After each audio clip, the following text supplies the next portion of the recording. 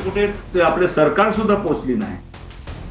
तर नुकसान सुद्धा कोणाचा असतो? ते गरीब लोकांचा असतो, जे एनजीओ त्यांना कामावर रीच करतात. तर हे जी डेझिग्नेटेड ऑथॉरिटी हे मला वाटतं की काय बरोबर विचार करून हे इन्क्लूड केलं नाही. जरा इनफ प्रोव्हिजन ज्यावेळी आपण फोर्स करतो कोणाला, त्याच्यावरती तुम्ही त्यांच्यावर अटॅक करू शकता आणि FIR करून तुम्ही प्रोसेस करू शकता. हे कानून लावायची गरज नाही. पण काय असतं की तुम्ही यंत्रणा वेपनाइज करता टू हॅरेस. तर कन्व्हर्शन मध्ये ते खाली बोलतात, तुम्ही दाखवा ना, आकडे दाखवा ना बाबा. आकडे कुठे आहेत? कन्व्हिक्शन कुठे आहे? आता एवढी स्टेट्स मध्ये अँटी कन्व्हर्शन लॉ झाले, 13 स्टेट्स मध्ये झाले. कन्व्हिक्शन कुठे आहे सांगा मला.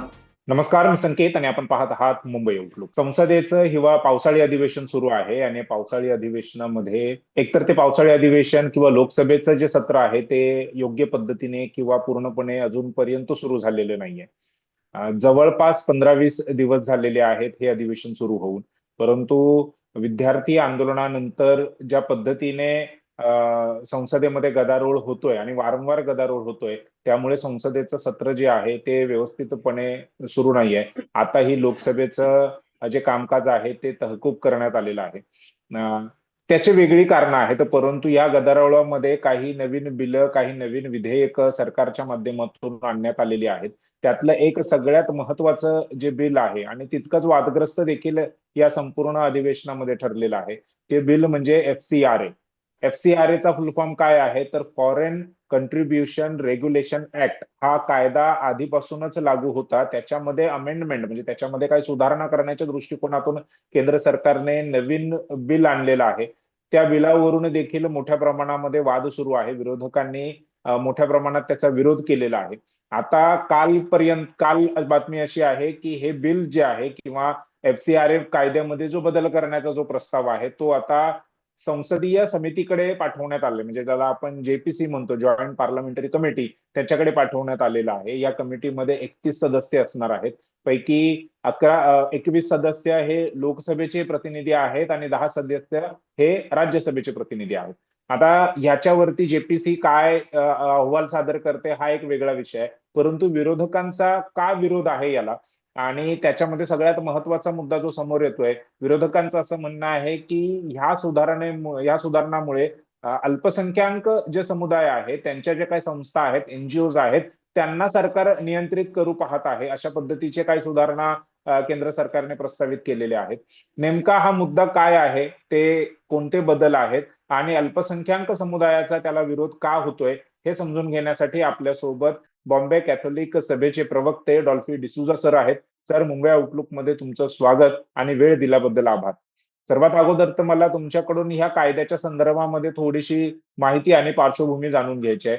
काय नेमका ऑलरेडी कायदा असताना याच्यामध्ये काय सुधारणा नेमक्या करण्यात येत आहेत?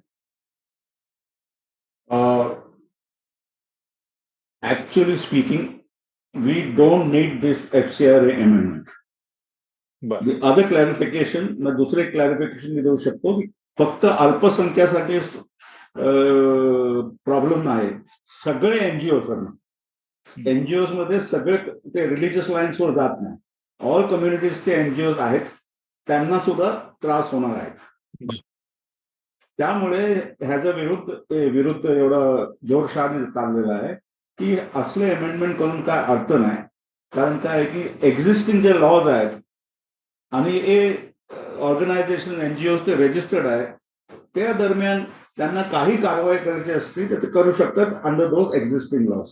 तर त्याच्यासाठी एक अमेंडमेंट करून स्पेशली हे जे पार्लमेंटमध्ये आता नोकझोक झालेली आहे, कळलं की नाही, तर हे गरजच नव्हती.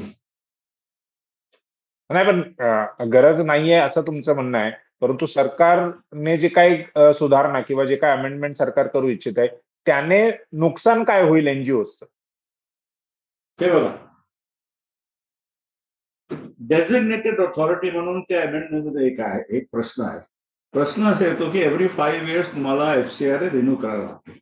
ओके, आपण रिन्यू नाही केली तर ती FCRA कॅन्सल, सर्टिफिकेट कॅन्सल होते. म्हणजे तुम्ही फॉरेन कॉन्ट्रीब्युशन रेग्युलेशन ऍक्ट मधले फॉरेन फंड्स तुमच्याकडे येऊ शकतात. आता काय असते की एकतर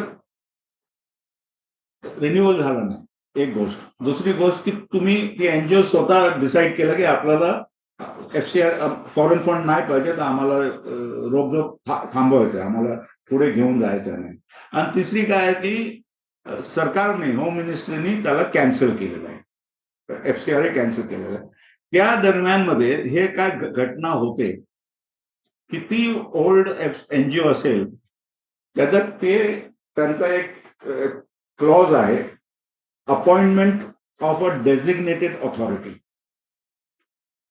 जर का कॅन्सल झाला किंवा रिन्युअल झाला नाही और आम्हाला कंटिन्यू नाही करायचं असलं, तर ही डेझिग्नेटेड ऑथॉरिटी जी आहे ते तुमची पुरी एनजीओची ऍसेट्स ते आपल्या ताब्यात घेऊ शकतात.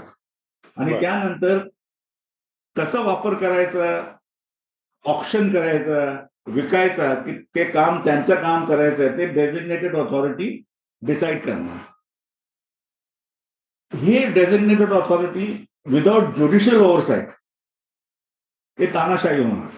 कारण हे जे क्लॉज आहे ते एक्झिक्युटिव्ह ओव्हररीच आहे, त्याचा ज्युडिशियल ओव्हरसाईट हाच नाही. तर त्यामुळे हे काय बोलतात त्याला, डेमोक्रॅट सोड असतो एनजीओ मध्ये.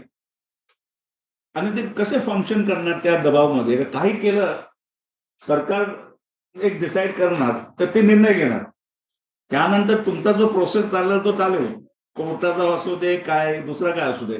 पण काय असतं की एनजीओचे जे कामं आहेत ते आउटरीच साठी व्हल्नरेबल सेक्शन्स ऑफ सोसायटीमध्ये कामं करतात. ते विभिन्न एरियाजमध्ये कुठे कुठे ते आपले सरकार सुद्धा पोचली नाही, तो नुकसान सुद्धा कोणाचा असतो, ते गरीब लोकांचा असतो, जे एनजीओ त्यांना कामावर रीच करतात.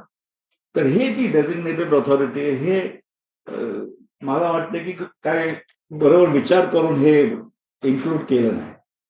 हे एक सतवण्याची एक परिस्थिती होणार to harass NGOs in terms of too much of interference in the function. पण सरकारला ही सगळी जर माहिती पाहिजे असेल की वेगवेगळ्या एनजीओजला किती फंड येतोय, तो कसा येतोय, कुठून येतोय, कारण बऱ्याच वेळी असं पण आरोप लागलेले असतात, विशेष करून ज्यावेळी सरकार विरोधी आंदोलन होतात त्यावेळी, की यांना बाहेरून फंडिंग मिळतंय, विदेशी ज्या शक्ती आहेत ते त्यांना फूस लावतात आहे किंवा त्यांना वेगवेगळ्या पद्धतीचं सहकार्य केलं जात आहे. अशा ज्यावेळी आरोप होतात तर त्यावेळी सरकारलाही माहिती पाहिजे ना की कोणाकडून फंड मिळतोय, कुठल्या संस्थेकडून मिळतोय, कोणाला किती फंड मिळालेला आहे. तर हरकत काय त्याला सरकारकडे ही माहिती द्यायला? सरकारकडे सगळी माहिती असते, कारण त्यांच्याकडे यंत्रणा आहेत. एवढं लक्षात द्या तुम्ही की आता ज्यावेळी फॉरेन कॉन्ट्रीब्युशन रेग्युलेशनची फंडिंग एकतर ऑर्गनायझेशन रजिस्टर्ड आहे होम मिनिस्ट्रीमध्ये अंडर FCI ऍक्ट, जे पैसा येतोय त्यांनी अगोदर एक बदलाव आणलं होतं की तुम्ही सगळं जे फंड असेल exclusively state bank of India मधून दिल्लीच्या स्टेट बँक ऑफ इंडिया मधून रुटिंग करायचं. म्हणजे सगळे ते डिटेल्स आहेत त्यांच्याकडे आहेत, सगळं ऑनलाईन. आजकाल sir in the digital world everything is online. आणि त्यांचे सिस्टम्स आहेत इन टर्म्स ऑफ, बिकॉज काही असलं एक तर अकाउंटिंग प्रिन्सिपल्स मधले पैसा जो येतोय ते रेकॉर्डिंग होते, नोंद होते, त्याच्यावरती त्याची मॉनिटरिंग सुरू होते होम मिनिस्ट्रीची की पैसे किती आले. दुसरी गोष्ट एनजीओचा वारंवार रिपोर्टिंग सिस्टम असते, रेग्युलर रिपोर्टिंग सिस्टम, की हा पैसा कुठे वापर झाला. So they have to give periodic reporting. कुठे कुठे पैसा, तो रिपोर्ट किती कालावधीनंतर दिला म्हणजे केला जातो? प्रत्येक महिन्याला असतो की 6 महिन्याने, वर्षाने? इट विल डिपेंड ऑन त्यांनी काय, त्यांना होम मिनिस्ट्रीचे डिटेल गाईडलाईन्स आहेत त्याच्यात की जे पैसा येतोय ना ते पैसा कुठे टाकला तुम्ही. एक तर आहे. दुसरी गोष्ट आहे एव्हरी एनजीओ FCI असू दे किंवा दुसरी कुठली पण एनजीओ असेल, they are also coming under various acts, charity commissioners act in the state etcetera etcetera. तर प्रत्यक्ष ज्यावेळी तुमची अॅन्युअल हे स्टेटमेंट असतो, अॅन्युअल रिपोर्ट असतो, त्याच्यात सगळी खुलासा असते आणि that is within the rights of the home ministry explanation मागायला. कुठे त्यांना कळलं ऑडिट होते तर कुठे झालं काय झालं त्यांची ऑडिट होते. तर यंत्रणा सगळे आहेत.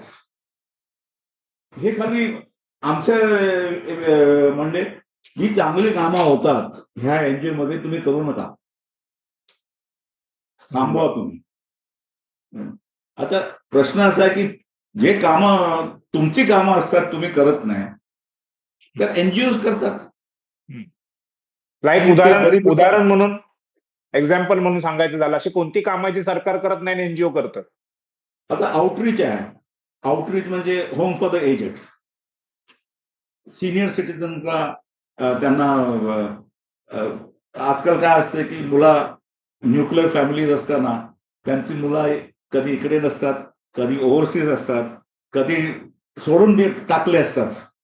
आता वारंवार आपण बघतो पेपर्समध्ये तिकडे तिकडे ऍडव्हर्टाइजमेंट येतात, कळलं का नाही. तर हे होम फॉर द एजेड हे लोकांना, सिनियर सिटीजन लोकांना त्यांचा देखभाल करतात, राहण्याचा व्यवस्था, खाण्याच्या व्यवस्था, एक उदाहरण म्हणतो ते खाण्याच्या व्यवस्था, हे सगळ्यांना खर्च होतो ना भाऊ. बरोबर. तर हा करते. आणि हे कामं कोणाची आहेत? आम्ही बोलतो की Indian state is a welfare state. If it is a welfare state तर कामं कोणाची? ही कामात सरकारची आहे. आता एनजीओ करतात तर त्याच्यामध्ये मग हे सगळं व्यवस्था येणार. आणि काय असतं की एवढा लक्षात द्या की काही तुम्ही कामं करा, प्रोसिजर एवढे असतात की प्रोसिजर कधी एंडच होत नाही. तर आउटरीच करायचं की प्रोसिजर बघायची. आणि तुमच्याकडे सगळे यंत्रणा आहेत. आता तुम्ही बघितलं, आता जंतर मंतरचा पण झाला, मुंबईत सुद्धा झाला. They are doing face reading and tracing the people ना ऑफ दोज हू प्रोटेस्ट. बरोबर. तर माझा आता एक स्पेसिफिक प्रश्न आहे. म्हणजे तुम्ही बॉम्बे कॅथोलिक सभेचे प्रवक्ते आहात आणि याच सगळ्या गदारोळामध्ये किंवा ह्या जी काही चर्चा, हे केवळ चर्चा भारतात होते अशातला भाग नाही, ती अगदी इंटरनॅशनल चर्चा झालेली आहे. अमेरिकेचे जे खासदार आहेत त्यांनी देखील यावरती टिप्पणी केलेली आहे की अशा प्रकारच्या सुधारणा करून ख्रिश्चन विरोधी वातावरण किंवा माहोल बनवण्याचं जे काम आहे ते सरकार करतंय असं त्यांचं म्हणणं आहे. ख्रिश्चन कम्युनिटी ह्याकडे कसं बघते? तुमच्या एनजीओज आहेत, तुमच्या देखील संस्था आहेत, तुम्हाला काय त्रास होईल असं वाटतंय? मी तुम्हाला आपणच मी एक्सप्लेन केलं की फोकस फक्त ख्रिश्चन एनजीओवर नाही.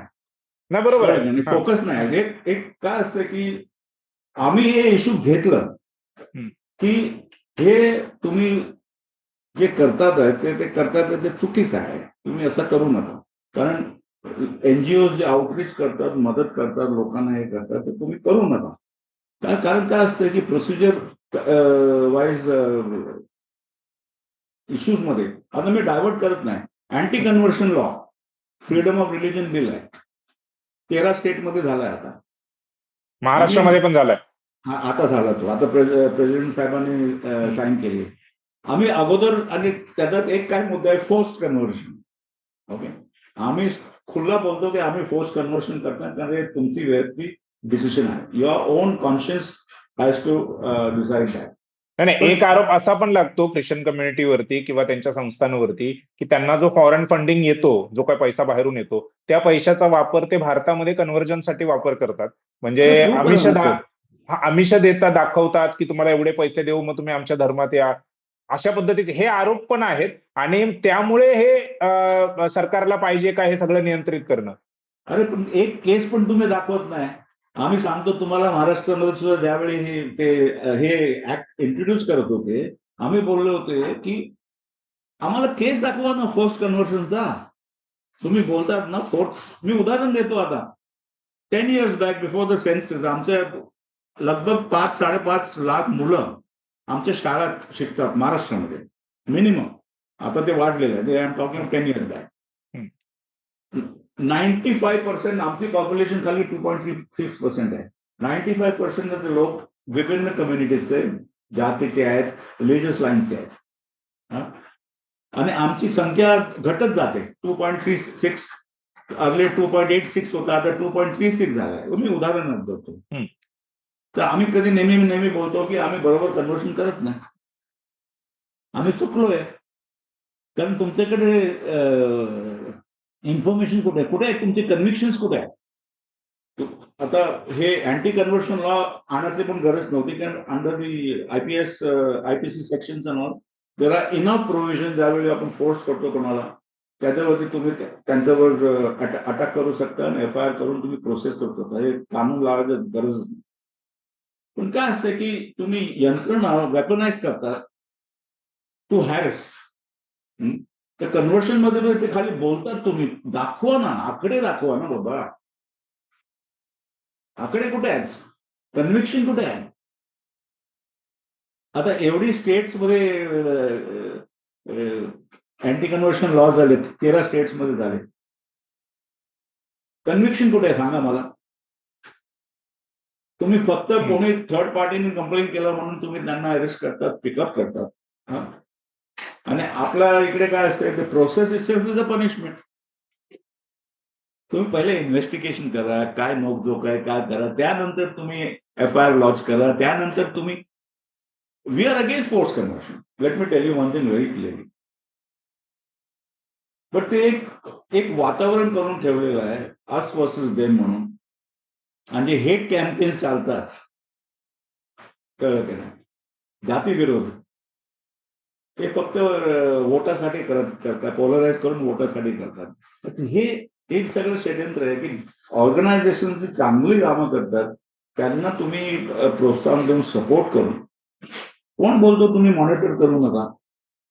कारण guidelines sir are very clear की पैसे कुठे जायला पाहिजे, काय करायला पाहिजे, आणि ह्यांच्याकडे सगळी यंत्रणा आहे Wien if it is misuse.